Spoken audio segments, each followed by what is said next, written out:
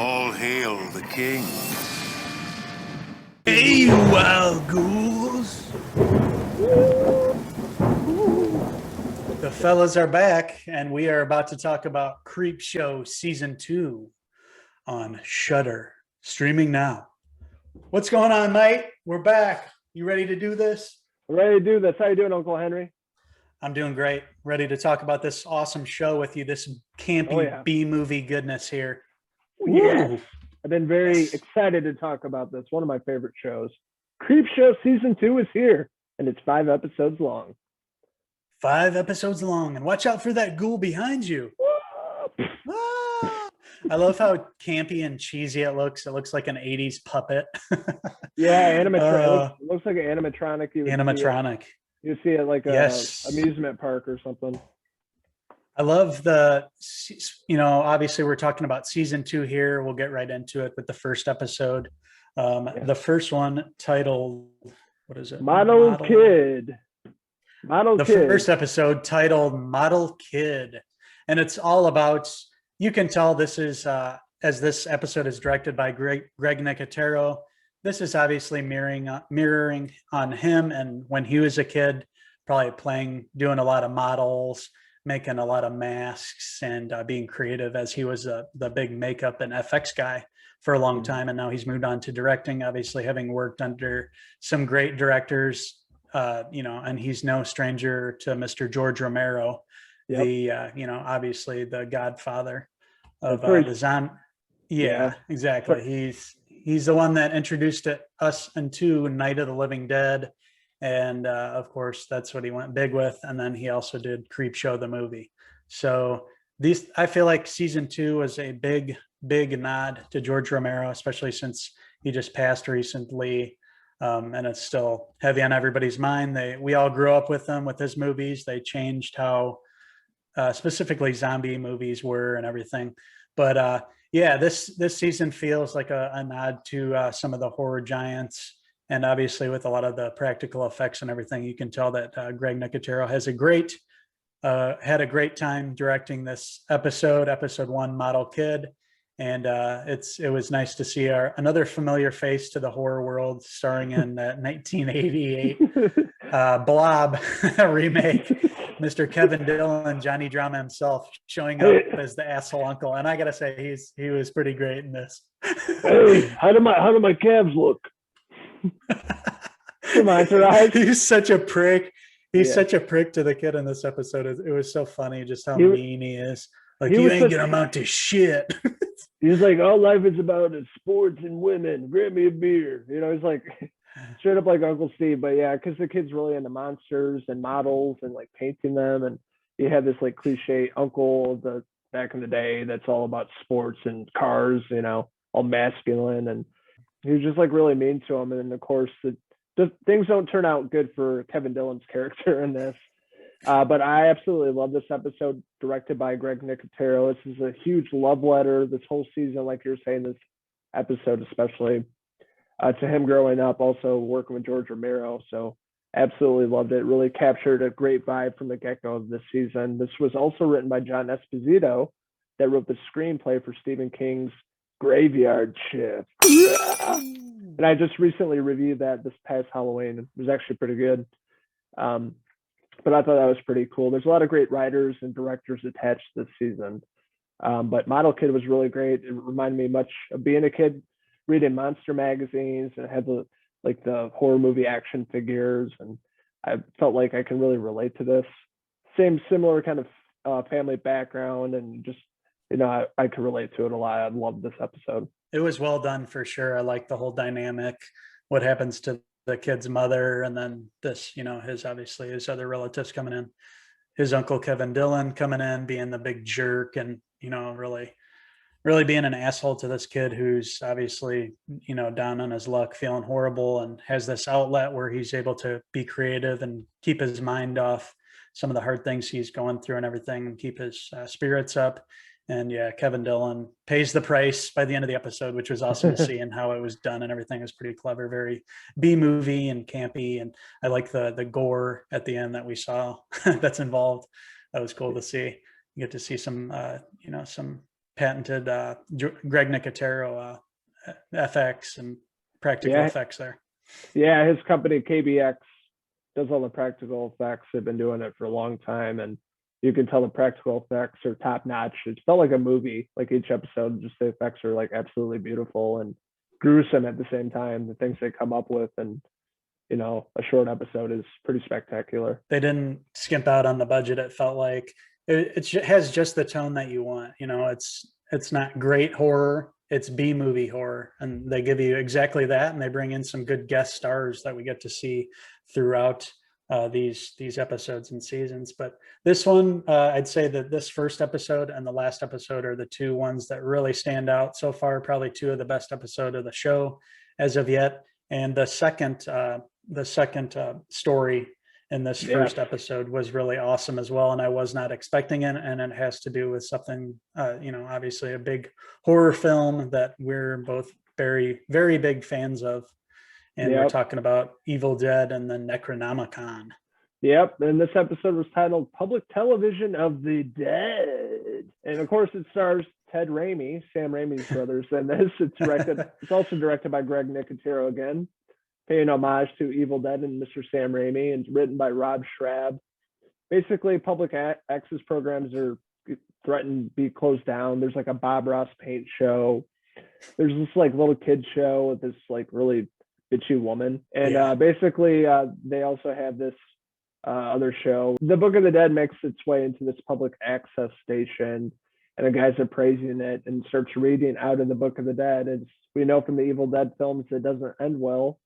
It awakens the evil spirits, and the deadites come out, and that's what happens to all these TV shows in this episode. It's really cool seeing all these people possessed, and a few people that work there have to put their minds together and stop all these people from killing everybody. It's a bloodbath, and it's so fucking awesome in B movie fashion, much like Evil Dead. It's a hilarious protagonist too. The guy that's just like Bob Ross ends up being the military vet.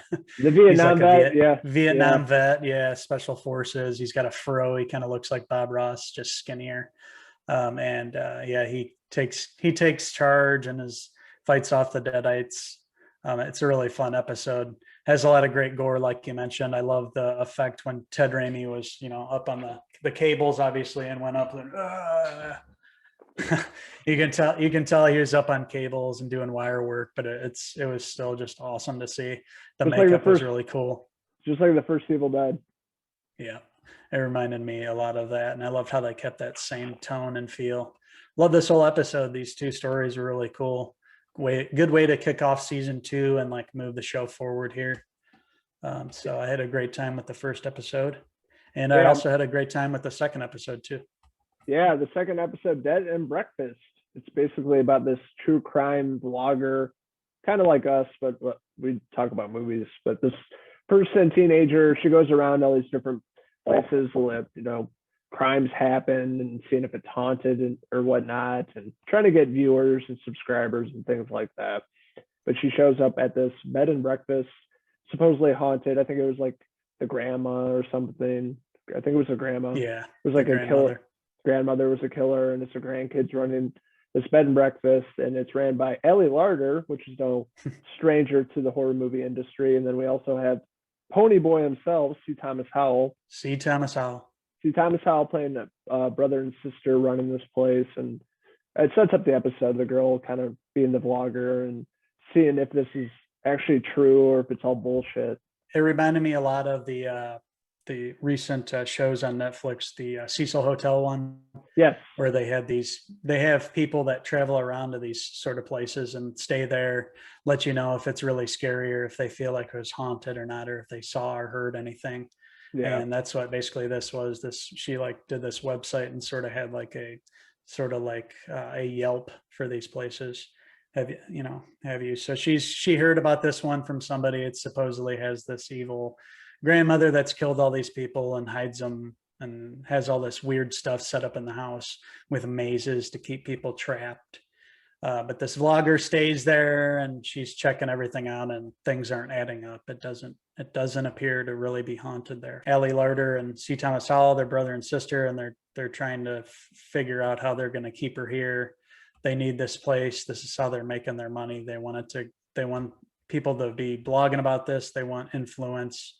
They want it to be like these other locations that get all these visitors and obviously money. So they're going to try to act like the grandma is still around while she's staying there. So they need to turn to some pretty desperate measures to do that. Yeah, and the payoff in this is really good. I like the twist at the end. I didn't see that coming. I'm like, okay, it's going to go this way, but it went a different way. So I really appreciated that. And I give it up to Ali Larder and C. Thomas Howell. I thought they were really great together. They had great chemistry. I'd like to see both of them working together again in the future. But it was a really good episode. I really enjoyed it. I thought it was pretty unique. And again, the payoff was awesome. It was a cool premise. I like all that, the murder house stuff. Obviously I'm big into like true crime and these murder documentaries on Netflix lately. I love this episode. Dead and Breakfast was a strong entry. And that also set up the second part, which was also good. So right now we're 4 for 4 in Creepshow season 2. The second episode, Pesticide, features a face that we're familiar with from The Walking Dead, who plays Eugene. Josh McDermott. Josh McDermott from Walking Dead. It plays this guy that goes around, works for pest control. He's the man. He's supposed to be the king. He can kill anything. He can kill any pest you have, and he's real proud of it. He has his own van and all his own equipment and everything. He's obviously Eugene with a wig on. It's pretty funny. As far as what happens in the episode, it was very cool to see a face from B-movie past and from old horror movies, Keith David, show up in this episode. I was going to say that, yeah. I love seeing him. He plays it so seriously too. He really sells it. What happens in this episode is pretty interesting. So basically, he meets up with the character played by Keith David.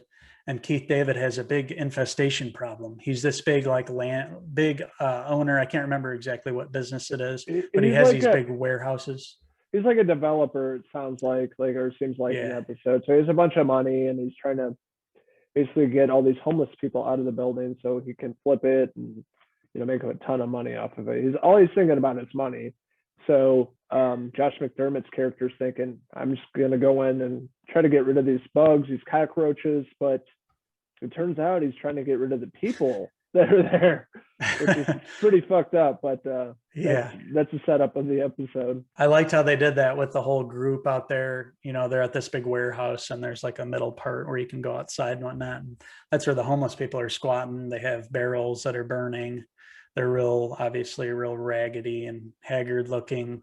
They're making soup that Keith David says, they go out and they catch, whatever animals they can and they throw it into the pot, and it shows them, boiling the water and getting the stew all prepared and then like eating off of bones of rats and cats and whatever other kind of animals you can imagine. So it's really unsettling. It's gross. And it's kind of like, I like the cleverness of how they were the pests in this story. And was Josh McDermott going to do this? He wasn't thinking about it at first, but then obviously he's offered a shitload of money. So he's like, maybe I'll just do one.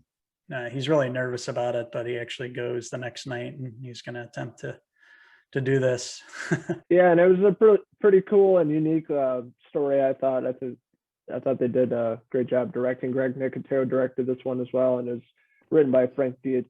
So it was definitely another solid entry in this season. And then going into the next episode 3, The Right Snuff. This is probably my least favorite episode of the season. But you have 2 astronauts. We have Alex, played by Ryan Quainton. You guys are familiar with him. He played Jason Stackhouse. Jason. Jerry Stackhouse's brother in True Blood. And then you have Ted Breckenmeyer. He's like the brilliant astronaut that invents this device that can manipulate gravity field. So he's like the really smart one. Ryan Quainton's character, his dad was like a big shot astronaut and he kind of fell into the family business, but he's not as smart as Ted. And they're up in space and things go down. Up in space. It feels more like a Twilight Zone episode to me, like you had mentioned before watching this. And I got that vibe too. It felt more science fiction-y. Didn't really quite fit in with this universe. Obviously some gruesome stuff happens. So It does have some horror elements, but yeah, it definitely felt more Twilight Zone. I think the problem with this one was more of the story, and even the alien reveal in this episode didn't look good at all. It looked so fake. It looked like a toy basically with, superimposed on the screen. It didn't look very good. I didn't have a problem with Breck and Meyer. I mean, they were fine. I just think it was kind of the writing and the directing wasn't that great. It didn't live up until the first four stories so far. So basically, the story has something to do with this I don't know what you call it. They have this big machine on board, this supercomputer that's kind of making them travel, and they get a call when they're up in space that they made contact with an alien. So only one of them is going to be able to go communicate with them. So Ryan Quaton is jealous because Breckenmeyer is going to be the one to go communicate, and he's going to obviously be the one that everybody remembers for this historic meeting, first time communicating between man and alien. And he hears voices in his head of his father being like, "You're not good enough. You'll never be good enough." It's pretty cheesy, like over the top. I could see where they're going, but they beat it over the head to death. And like, it just didn't feel as tight as the other stories for me. It felt too cheesy. Yeah, and there was a little twist at the end, but overall, this wasn't very good. The acting wasn't bad. It was just the story. The script wasn't there. The best parts are the practical effects, I think, of the episode. There's some cool scenes with that and how it ends. But overall, just felt like a Black Mirror episode. Twilight Zone didn't really feel like in the realm of Creepshow, which I think of more like B-horror, slasher, gore stuff, and not sci-fi. So it just didn't work. They tried something different, but didn't work. So don't do that next season, please. Started off really strong in the middle, just kind of fell apart and got better at the end, but didn't care for it. Yeah, the right snuff. Other part of this episode was sibling rivalry, which was dumb as hell too. It was very predictable, not unique. Basically about some vampires, some teenage vampires. The best part about the episode was Molly Ringwald. We love her from a John Hughes movie. She's in Riverdale too. But she was the best part of this. It was just a generic story we've seen 1,000 times. It was cool to see her as the principal of the high school here. I loved when I saw her pop up. I hadn't seen her in forever. It seems like I know I've seen her in something recently, but few and far between. Obviously, we love her from the 80s. So it's cool to see her all these years later, still looking good for her age and everything. And she just, there wasn't much in the story for her, unfortunately. It was focused on these kids, and nothing really stood out for the episode. Your basic vampire stuff. They tried to throw in a twist about the vampires, but it was so predictable. I called it like 5 minutes in about the teenage siblings, a boy and a girl. It was just generic and boring. So not a good episode 3 for me. Moving on to episode 4. The first part is called Pipe Screams, which is a callback to Stephen King's The Raft from Creepshow 2, which I absolutely love. Not as much as the first movie, but I do like the second movie. But we have Barbara Crampton in this. If you guys are familiar with Reanimator, From Beyond, the list goes on and on. She's been in a ton of stuff. She's a landlord, and she wants to overlook these lead pipes she has in her building. It's super dangerous. It can harm kids, and the plumbers in there kind of looking at it. She's like, "Oh, don't worry about it. Don't tell anybody." And sets up this weird shit happening within the pipes of the building. It did. It reminded me a lot of that the raft segment in Creepshow 2, for sure. That's what I was thinking too. This big mass, you don't know what it is in the pipes, but it's this big creature, this big slimy, whatever it is, alien creature thing that comes out of the pipes, leading to some really gross and grotesque scenes, which stood out in the episode. I probably enjoyed those more overall. Just wasn't that strong of a story. It was more about the effects and the gross out factor of this thing being in the pipes and getting into your apartment and ultimately ending up down your throat and doing some crazy shit to people. Barbara Crampton, it was cool to see her character. She was the landlord who just had no regard for any of her tenants. She treated them like they were cockroaches, like she couldn't get rid of them fast enough. By the end, it comes back to haunt her at the very end. Just this one was another okay. It was okay. I mean, it was a little bit better than the ones in season or episode 3, I thought there. But yeah, it was more into the realm of Creepshow. It felt like a Creepshow story. Absolutely. And I like the callbacks and, the actors that they've had in other horror movies. Obviously, Barbara Crampton playing a different character that I'm used to. She's always kind of the love interest or, the protagonist. She's an antagonist. In this episode, she's a bitchy landlord and doesn't care about people. And this episode had a lot of social commentary, I felt, like a lot of different classes and things that are happening in the world and the rich and the poor, and had a lot to say in this episode, but I thought it was pretty well done. So the second part of this episode is titled Within the Walls of Madness. We got a different kind of story here. They were willing to go somewhere different than we haven't seen before here. It was okay. I mean, I could see what they're doing. I don't know. I wasn't all into this episode. I think the first part of it was better. First part of this episode was better than the end. I could kind of see where the story was going to go throughout this one, following this serial killer who basically it looks like the set from any like science fiction, like alien ripoff movie that you've seen. Obviously, this one's a big callback to The Thing, being these scientists in this Antarctica station that are trying to do these experiments. It basically looks like a retired set from one of those, shitty sequels of The Thing, or recently any science fiction movie. It looks like they recycled the set. Yeah, pretty much. Yeah, this is a heavy nod to John Carpenter, The Thing, Alien. But I had a good time with it. You had Zeller, Drew Matthews. Basically, there's people inside this research facility or end up dead, and he's kind of in the wrong place at the wrong time. They're saying he's the killer, ends up in prison. They're questioning him about this, and flashbacks at being in Antarctica.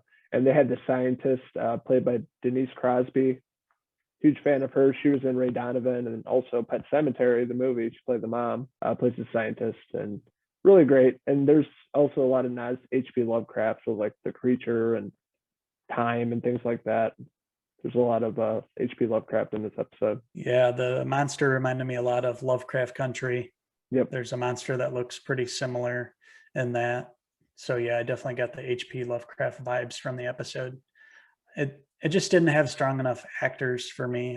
There wasn't anybody that we knew that we could kind of follow like the other episodes. It was cool to see some well-known actors. This just felt like they just found some actors somewhere and kind of put them in the show. So I didn't really know who I was supposed to root for or anything like that. It just fell short for me. I think for that, there wasn't anything interesting, or that, I wasn't really invested in one of the characters. I didn't really like anybody. So it was kind of like, I'm just going to see what happens here. What did you like about it? I'm kidding.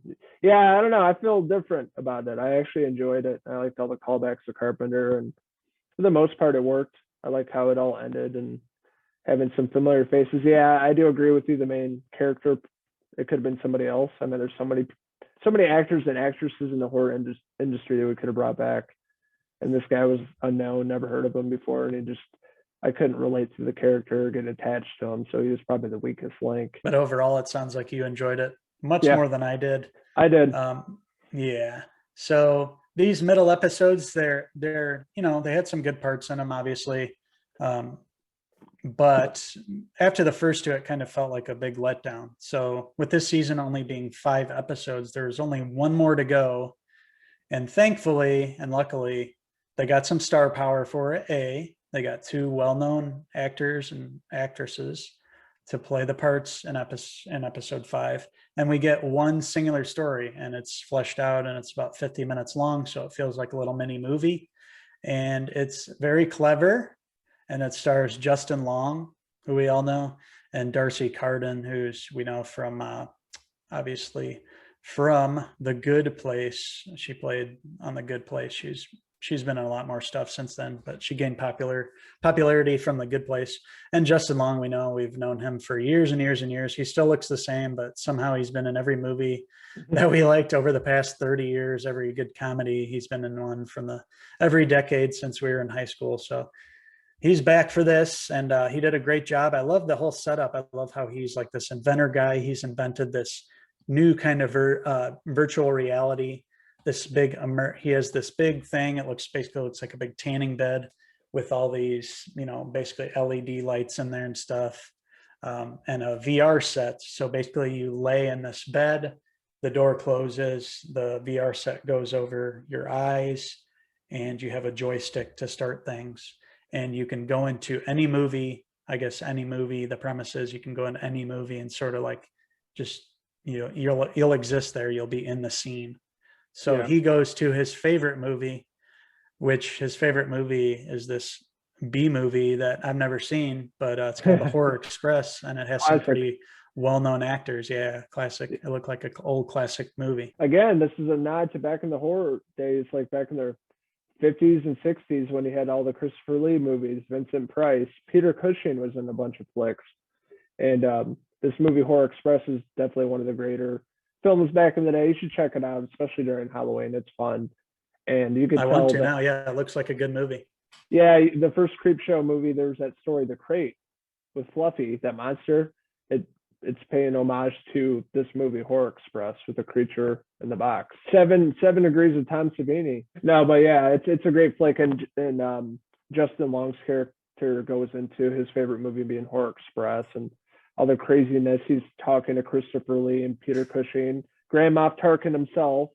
He's in this movie. It looks really realistic. I love the way they did that, and they're like, the dialogue and everything in the movie is awesome. They paired it up pretty well. So yeah, it actually looks like he's carrying on a conversation with these people in the movie, but they actually just took the footage from the movie and used the same thing, just had him saying and made it look like they were speaking with Justin there. So Justin really loves this movie, and we find out ultimately it's not only because Christopher Lee and Peter Cushing are in it, it's because this woman who plays the Countess in this film, he's had a crush on since he's a kid. Which is hilarious because later on the episode he goes in this machine, he wants to go back into the movie and get go on a date with the Countess, and he goes in there without his clothes on. And his wife comes home early one night, and she goes in there and he's laying in there and he's just like making moaning noises from the VR bed, naked in there. He tries to Countess. He tries to cover it up. I was working. Oh, it's so stupid. And without giving too much away, of course, the wife isn't too happy about this, and things don't turn out too well for some characters in this, ending up in the wrong movie. And again, love letter to George Romero. This episode being titled "Night of the Living Late Show," something having to do with Night of the Living Dead. So it's again paying homage to Romero. And Nicotero again directed this episode, and the second best and my second favorite episode of the season. They go out with a bang. They go out with a bang. They go out with Night of the Living Dead. I love the introduction of this episode with the creep there putting on the VR goggles and actually going into the Night of the Living Dead to the graveyard scene. And he's obviously having to fight off the zombie, and it looks like you're in the first person. There's a gun. You're shooting some of the zombies. And then eventually at the end, it shows the helicopter taking the survivors, and they're stopping at the mall, which obviously George Romero went on to direct Dawn of the Dead at the shopping mall there. So big homage in the credits. Yep. And really a fantastic episode. I loved how there's a lot of Easter eggs, a lot of callbacks and nods to, horror movies from back in the day and over time, just a lot of things in here they threw in, and a very unique episode. I thought it was really well acted. I love Justin Long and Darcy Carden. I thought they had really great chemistry together as a couple, and everything they go through with this virtual reality chamber, and all around just a solid episode. I had a great time with this one. This one was, I'm going to say this one was probably my favorite episode, just because it was longer, had more time on screen, and I loved how they interweaved it with these classic movies. We got to see obviously Horror Express and Night of the Living Dead, and Justin Long in there and on the action when things go wrong. So really cool to see this obvious big nod to George Romero and these classic old horror films. That's what I loved most of it. And that's why I really loved this season, because of this episode and the first episode with the big homage. Obviously the first episode to Evil Dead and Sam Raimi directing that, and just how cutting edge that was and how awesome the effects were and everything. So we had some good big homages from Greg Nicotero and him directing the season. And all his episodes that he directed were the ones that stood out for me. They were the best ones. There were some weaker ones. I'd say the vampire one was the weakest out of the whole season. I mean, they tried to do something hip and cool and involve kids and teenagers in it, but overall, I just didn't enjoy it as much as the others. We saw some B-movie goodness throughout. All the practical gore and effects were all good. All the puppets for the most part were good. Some looked pretty terrible, but a lot of the time that's what they were going for. I mean, this is Creepshow, by golly. You're going to see some campy stuff. That's what it is. It's a big homage to the campy kind of horror of the past. Great time with this season. I can't wait to see season 3, to see where they're going to go. Hopefully they bring on Greg Nicotero. I wouldn't mind to see him do every episode. I mean, it's only 6. No shit. I know they're trying to keep it like an anthology, and I get it, but Greg Nicotero's episodes stand out above the rest. I am going to give this season of Creepshow a 3 out of 5 ghoul hair pieces. Yeah, I have to agree with a lot of what you said. My favorite episode of the season is probably Public Television of the Dead, obviously Evil Dead, paying homage to that, and the Model Kid with Kevin Dillon. I thought that was hilarious. And then episode 5 would probably be my second favorite. Episode 2 was great, and then 3 and 4 were kind of weak. The weakest ones, they tried something different, just didn't work. When I think of Creepshow, I think of campiness, the comics from back in the day, and just blood and gore and shitty acting. And that's what I look for in Creepshow, and why I've loved it since I was a kid. So I was absolutely excited to check out season 2. And overall, I was really satisfied, and I want more. So I think they're doing another season, so hopefully Greg Nicotero will direct all of them, and it'll be just top notch. That would be the hope. I know this is streaming on Shudder. I'm not sure if they're still releasing the episodes later on AMC, but I believe they did that with the first season. So if you don't have Shudder, keep your eye on the news to see if it's going to move over to AMC, which it might, so you can catch the second season as well. This one kind of creeped up on me. I had forgotten about it and then came across it and was like, oh yeah, season 2. And that week that I looked was the same week that the finale was airing.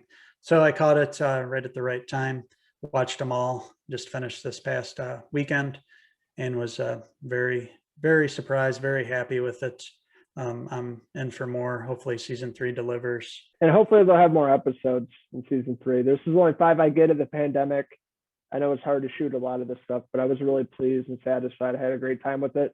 I binged this in 2 days. I watched 5 episodes, which isn't a lot in 2 days, but I couldn't stop watching it. And I'm really excited for the future of Creepshow. I'm so excited we have a Creepshow TV show. A lot of people are complaining, like, at least we have one, and it's pretty well done. So all the true horror fans out there, they should definitely check this out if they've not seen it. With that being said, I'm giving Creepshow season 2 a 3.5 out of 5 Greg Nicotero hair pieces. We're interested in hearing your guys' thoughts on Creepshow season 2. We reviewed the first season as well, but I think I liked season 2 a little more. I want to hear your thoughts, what you liked about it, what you didn't like about it. What do you think is going to happen in season 3? Let us know in the comments below. Don't forget to hit subscribe. Head on over to our YouTube channel, where we have tons and tons of great content for you. Lots of videos, podcasts that we've done in the weeks past with the other fellas. Me and Logan here have been reviewing a lot of TV and movies lately, and we're going to keep it going. And we're happy.